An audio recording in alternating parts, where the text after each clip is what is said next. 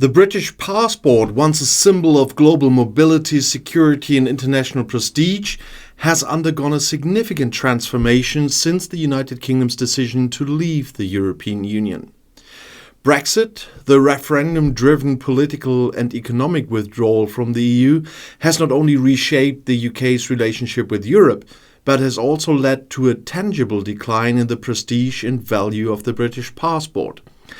Central to this narrative is the transition from the red EU passport to the newly reintroduced blue British passport, a change that was initially hailed by many Brexit supporters as a reclaiming of national identity and sovereignty. However, this symbolic shift has been accompanied by a series of practical setbacks, including a reduction in travel freedoms, a drop in the global ranking of the British passport, and a controversy surrounding the production of the new passports by a foreign company.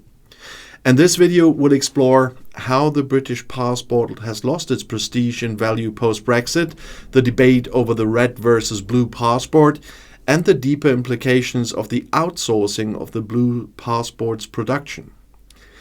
Before delving into the post-Brexit context, it's important to understand the prestige and value that the British passport held during the UK's membership in the EU. As a member state, the UK enjoyed a host of privileges that were reflected in the power of its passport. The British passport not only allowed for easy and visa-free travel across Europe, but also provided access to the EU's comprehensive protections, including the right to live, work and retire in any of the, at that time, 28 member states. This freedom of movement was one of the core benefits of EU membership, offering British citizens unparalleled access to opportunities across the continent.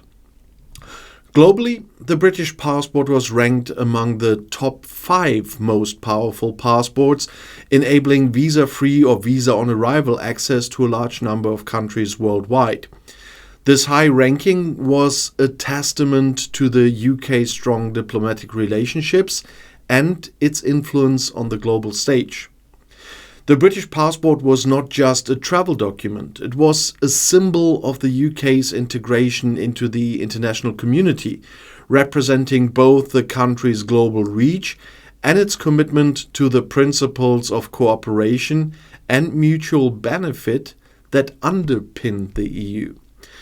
The decision to leave the EU, driven by the 2016 referendum, marked a turning point in the status of the British passport. With Brexit, the UK forfeited the rights and privileges that came with EU membership, leading to a significant decline in the value and convenience of the British passport. The loss of freedom of movement is perhaps the most profound change. British citizens can no longer live and work freely across the EU and instead face restrictions similar to those applied to other non-EU nationals. And this includes limits on the duration of stays in EU countries. It's typically 90 days within a 180-day period, as well as new visa requirements for certain types of work or long-term stays. Additionally, British travellers are now subject to increased border checks and longer waiting times at EU airports, as they no longer have access to the EU's fast-track lanes. And this has led to reports of British passport holders experiencing delays and scrutiny at borders, a stark contrast to the ease of travel they previously enjoyed, and I know that from British friends that are visiting here. The changes have made travelling to Europe more cumbersome and less predictable for British citizens, who must now navigate a more complex and restrictive set of rules. The impact of Brexit on the British passport is also reflected in its global ranking. The UK passport, once considered, as I said, one of the most powerful in the world, has seen a decline in its ranking on global passport indexes. These rankings, which measure the number of countries a passport allows entry to without a visa, have shown a decrease in the UK's standing, indicating a loss of travel freedom and global influence. This drop in ranking is emblematic of the broader consequences of Brexit on the UK's international standing and its ability to maintain the same level of influence and mobility it once enjoyed. One of the most highly publicized aspects of the Brexit process was the campaign to reintroduce the traditional blue British passport, which had been replaced by the burgundy EU-style passport in 1988. For many Brexit supporters, the return to the blue passport was seen as a powerful symbol of the UK's regained sovereignty and national identity. The blue passport was a reminder of a time before EU membership, when the UK was perceived to have more control over its own affairs, free from the constraints of EU regulations. The UK government embraced this symbolism, with then Prime Minister Theresa May declaring that the UK passport is an expression of our independence and sovereignty. The government's decision to revert to the blue passport was presented as a tangible benefit of Brexit, a clear sign that the UK was taking back control and reasserting its national identity on the world stage. For many, the blue passport became a rallying point for national pride, a symbol of the UK's departure from the EU's influence. However, the focus on the color of the passport masked the deeper and more significant consequences of Brexit. While the blue passport was celebrated by some as a victory for British nationalism, critics argued that the change was largely superficial and failed to address the real practical losses that came with leaving the EU. The return to the blue passport did not restore the rights and privileges that British citizens had lost, nor did it mitigate the economic and political uncertainties that Brexit had unleashed. Instead, it became a symbol of the compromises and trade-offs that the UK had made in its pursuit of independence. The debate over the red versus blue passport also highlighted the deep divisions within the UK over Brexit. For many Remain supporters, the blue passport was a reminder of the freedoms that had been sacrificed in the name of national sovereignty. The loss of the red EU passport, with its associated rights and protections, was seen as a tangible manifestation of the broader losses that Brexit entailed. The blue passport, rather than being a symbol of regained sovereignty, was viewed by many as a symbol of isolation and diminished status.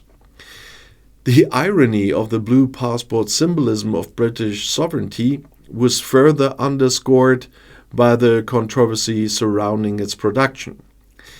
In a decision that sparked widespread criticism, the UK government awarded the contract to produce the new blue passport to Gemalto, that's a French-Dutch company, rather than the British firm De La Rue, which had been producing UK passports for over a century. This decision was met with disappointment and outrage, particularly among Brexit supporters who had expected the production of such a symbolic item to remain within the UK. The outsourcing of the passport's production to an EU-based company was seen by many as a betrayal of the very principles that the blue passport was supposed to represent. It highlighted the complexities and contradictions of Brexit, where the rhetoric of national sovereignty often clashed with the realities of economic globalization. The decision to award the contract to a foreign company underscored the fact that, in a globalized world, even symbols of national identity like passports are often produced through international partnerships and supply chains. The controversy also had economic implications, as the decision to outsource the contract to Gemalto was driven in part by cost considerations. The French-Dutch company had submitted a lower bid than De La Rue, leading to concerns about the potential impact on British jobs and the loss of a long-standing British tradition.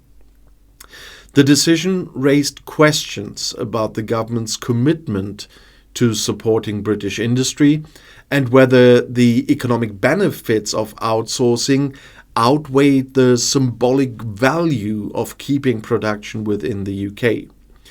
Moreover, the production controversy added another layer of irony to the blue passport symbolism.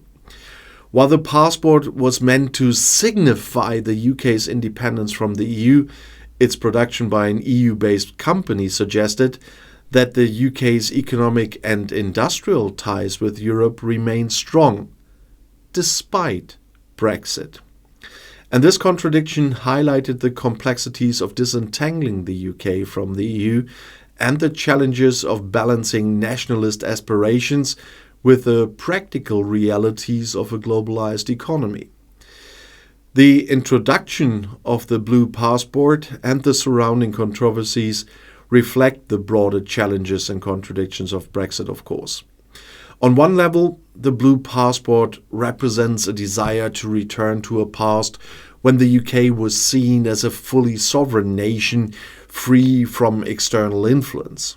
However, the realities of the modern world, where national borders are increasingly porous and economies are deeply interconnected, have made it difficult to achieve the kind of independence that Brexit supporters envisioned. The blue passport, therefore, has become a symbol of the tensions between the ideals of sovereignty and the practicalities of globalization. It represents the compromises that the UK has had to make in order to navigate its new relationship with the EU and the world. The loss of travel freedoms, the decline in passport rankings, and the outsourcing of production all underscore the fact that the UK's decision to leave the EU has come with significant costs, both symbolic and practical.